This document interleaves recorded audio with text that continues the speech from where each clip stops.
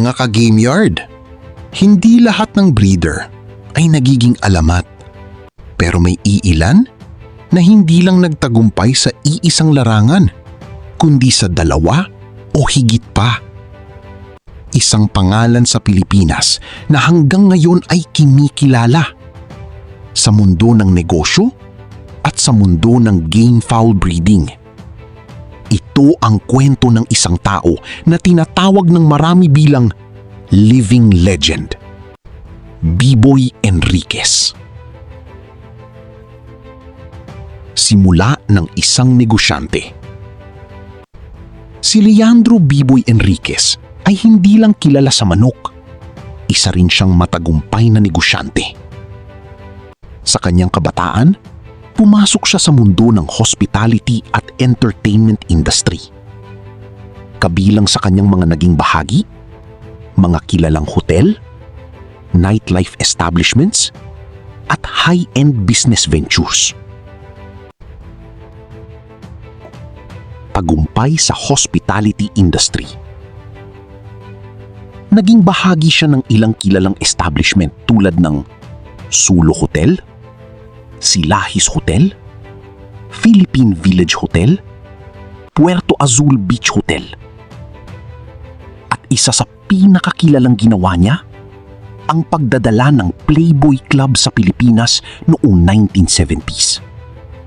Ipinapakita nito kung gaano kalawak ang kanyang impluwensya. Pagpasok sa mundo ng game fowl. Sa kabila ng kanyang tagumpay sa negosyo, hindi niya iniwan ang kanyang passion sa manok. Dito nagsimula ang kanyang paglalakbay bilang breeder. At kalaunan, naitatag niya ang Firebird Game Farm sa Tanay, Rizal. Tagumpay sa breeding. Hindi lang basta breeder si Biboy Enriquez. Siya ay naging world champion ng ilang beses. Nakilala siya sa mga linya tulad ng Pure White Kelso, Super Sweater. At sa kanyang consistency, nakilala siya bilang isa sa pinakarespetadong breeder sa bansa. Sistema at kaalaman. Isa sa pinakahinahangaan sa kanya, hindi lang ang panalo, kundi ang kanyang kaalaman. Hanggang ngayon, siya ay aktibo sa pagbabahagi ng knowledge sa pamamagitan ng seminars at mentorship. Pagbabahagi ng kaalaman.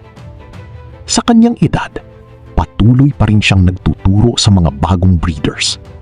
Nakikipag-partner siya sa mga brand tulad ng Tatak Excellence upang magbigay ng libreng seminars, practical knowledge, real experience.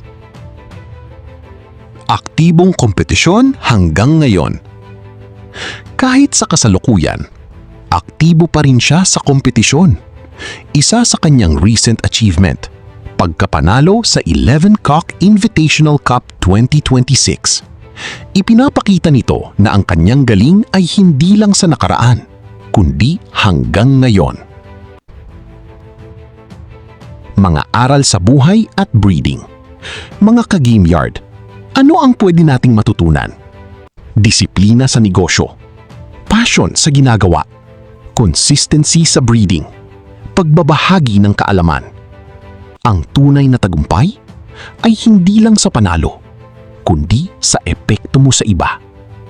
Kung may natutunan ka sa kwento na ito, like, comment ang opinyon mo, subscribe sa Alpha Cord Game Yard.